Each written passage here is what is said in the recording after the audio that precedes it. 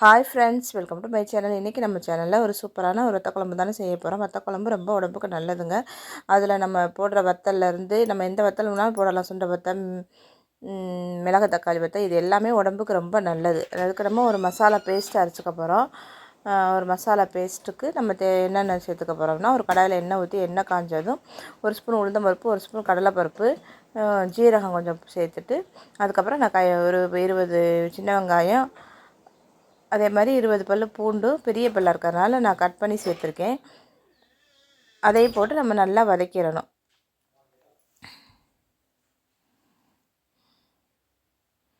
நல்லா வதக்கிட்டு அதுக்கப்புறம் நம்ம இதில் மிளகு சேர்த்துக்க போகிறோம். மிளகு ஒரு அரை ஸ்பூன் அளவுக்கு மிளகு சேர்த்துக்கலாம். நம்ம காரத்துக்கு மிளகாத்தூளை குறைச்சிட்டு கூட இந்த இடத்துல மிளகை நம்ம கூடவும் சேர்த்துக்கலாம். நான் அரை ஸ்பூன் அளவு தான் சேர்த்துருக்கேன். நம்ம இதுக்கப்புறம் இதில் இப்போ தேவை அப்படின்னா நம்ம இதில் மல்லி, மிளகாய் நம்ம காரத்துக்கு தகுந்த அளவுக்கு போட்டு வதக்கலாம். நான் தனியாக பவுடர் தான் போட போகிறேன். மிளகாத்தூள், மல்லித்தூள் தான் சேர்த்துக்க போகிறேன். ஸோ அதனால் நான் அது இதில் சேர்க்கலை. இதில் சேர்த்து அரைச்சோம்னா இன்னமும் டேஸ்ட்டு நல்லா தான் இருக்கும். எண்ணெயிலே வதங்கிட்டு நம்ம அரைக்கும் போது நல்லாயிருக்கும். 2 மீடியம் சைஸ் தக்காளி, நான் நிறைய குழம்பு வைக்க போகிறேன். அதனால் 2 தக்காளி சேர்த்துருக்கேன். நீங்கள் குழம்புக்கு குவான்டிட்டி குறைச்சி வைக்கிறதா இருந்தால் ஒரு தக்காளி போட்டால் கூட போதும்.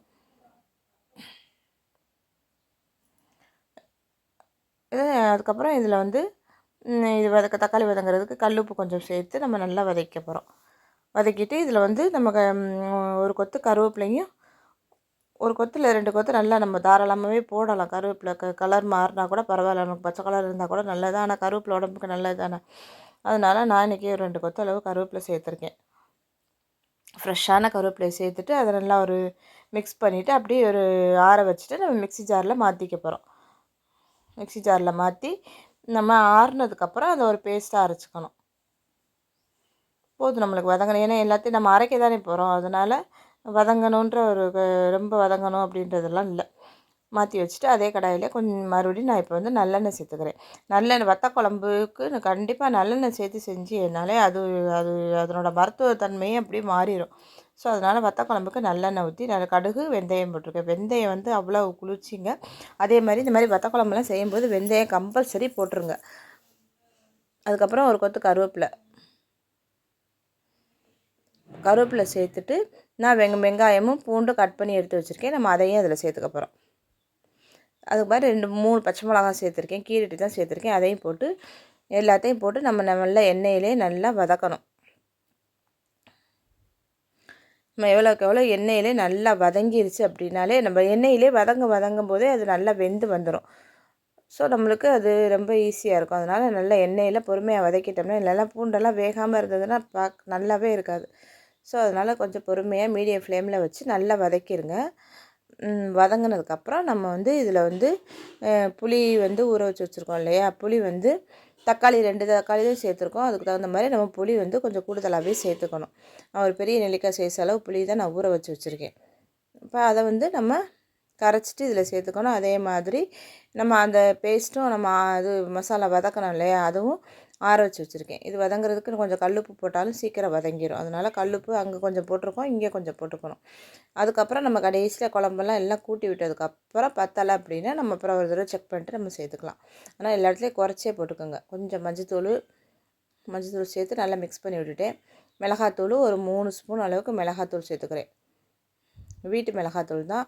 அதே மாதிரி ஒரு 5லேருந்து 6 ஸ்பூன் அளவுக்கு நம்ம மல்லித்தூளும் சேர்த்துக்க போகிறோம். மிளகாத்தூள் போட்டு அந்த எண்ணெயிலே வதக்கி விட்டோம்னா அதுவே தனியும் ஒரு கலர் கொடுக்கும்.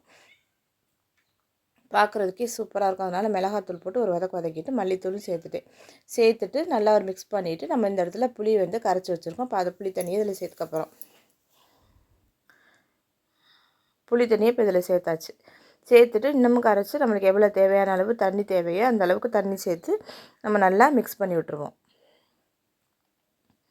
இப்போவே நம்ம குழம்பு ரொம்ப திக்காக இருக்குது. ஏன்னா நம்மளுக்கு கொதித்து திக்காகணும், அப்போ தான் அது நல்லாயிருக்கும். அதனால் கூடவே கொஞ்சம் தண்ணி ஊற்றி நல்லா கொதிக்க வச்சுட்டு அதுக்கப்புறம் இந்த பேஸ்ட்டையும் நம்ம ஆறிடுச்சு. இப்போ மிக்ஸி ஜாரில் சேர்த்தாச்சு. இந்த மாதிரி அரைச்சி எடுத்துகிட்டு இப்போ இதையும் நம்ம அந்த குழம்போடு சேர்த்து அதனோட பச்சை வாசனையெல்லாம் போகிற அளவுக்கு நல்லா மிக்ஸ் பண்ணி விட்டு நல்லா கொதிக்க விட்டு எண்ணெய் பிரிஞ்சு வர்ற அளவுக்கு நம்ம நல்லா கொதிக்க விடணும். ஊற்றிட்டு மிக்ஸி ஜாரை அலசி தண்ணி ஊற்றி தண்ணி இன்னும் கொஞ்சம் கூடுதலாகவே இப்போவே ரொம்ப திக்காக இருக்குது இல்லையா, அதனால் இன்னும் கொஞ்சம் தண்ணி ஊற்றி நல்லா கூடுதலாகவே தண்ணி ஊற்றிட்டு நல்லா கொதிக்க விடணும். கொதித்து வற்றி வந்ததுனா தான் அது குழம்பு டேஸ்ட்டாக இருக்கும். இந்த அளவுக்கு நான் தண்ணி ஊற்றிட்டு ஒரு மூடி போட்டு மூடி ஒரு 10 நிமிஷம் கூட வேண்டாம், ஒரு 5-6 நிமிஷம் நம்மளுக்கு கொதித்தாலே போதும். நம்ம அதுக்கப்புறம் தான் இதில் வந்து நம்ம எந்த வத்தல் சேர்த்துக்க போகிறோமோ அந்த வத்தலை நம்ம வறுத்துட்டு சேர்த்துக்கிட்டு அதுக்கப்புறமும் ஒரு 4-5 நிமிஷம் கொதிக்க வைக்கணும். நல்லாவே நான் தண்ணி ஊற்றி தண்ணியாக தான் வச்சுருக்கேன். இப்போ மூடி போட்டு மூடி நம்ம கொதிக்க வச்சுக்கலாம்.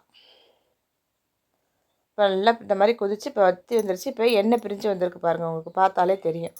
ஸோ இப்போ வந்து நம்ம வந்து இதில் வந்து நான் இன்றைக்கி சுண்ட வத்தல் தாங்க சேர்த்துக்க போகிறேன்.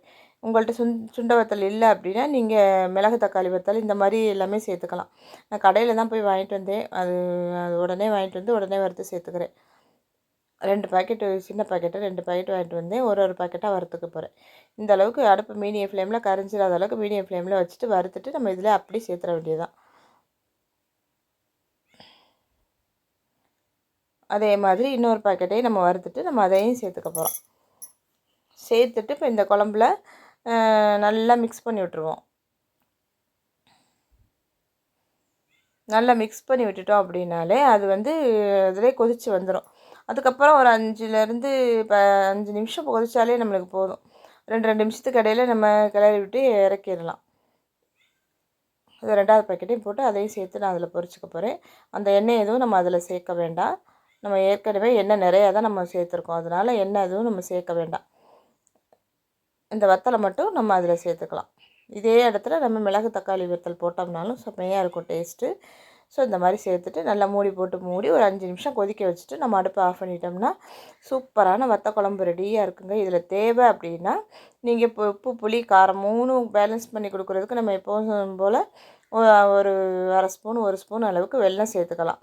எனக்கு உப்பு கொஞ்சம் பத்தலை, உப்பு கொஞ்சம் சேர்த்துக்கிட்டேன். அதே மாதிரி இப்போ சொல்கிற மாதிரி வெல்லம் தேவை அப்படின்னா அந்த டேஸ்ட் உங்களுக்கு பிடிக்கும். வெல்லம் போட்டோம்னா கொஞ்சம் இனிச்ச மாதிரி தான் இருக்கும். ஆனால் அந்த உப்பு புளி காரத்தை வந்து அது பேலன்ஸ் பண்ணி கொடுக்கும். அதனால் தேவைன்னா நீங்கள் அதில் சேர்த்துக்கோங்க.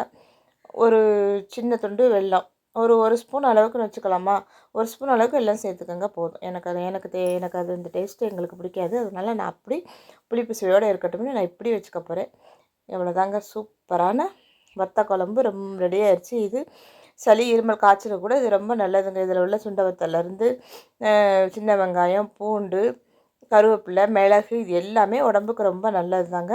இந்த மாதிரி வச்சு சாப்பிட்டீங்கன்னா அது இட்லி, தோசை, சாதத்துக்கு எல்லாத்துக்குமே செம்ம டேஸ்டியாக இருக்கும். இதுக்கு நம்ம சாதத்துக்கு ஒரு அப்பளம் பொரிச்சு கூட நம்ம சாப்பிட்டுக்கலாம். இட்லி தோசைக்கு இதை வச்சு சாப்பிட்டுக்கலாம். செம்ம டேஸ்ட்டாக இருக்கும்.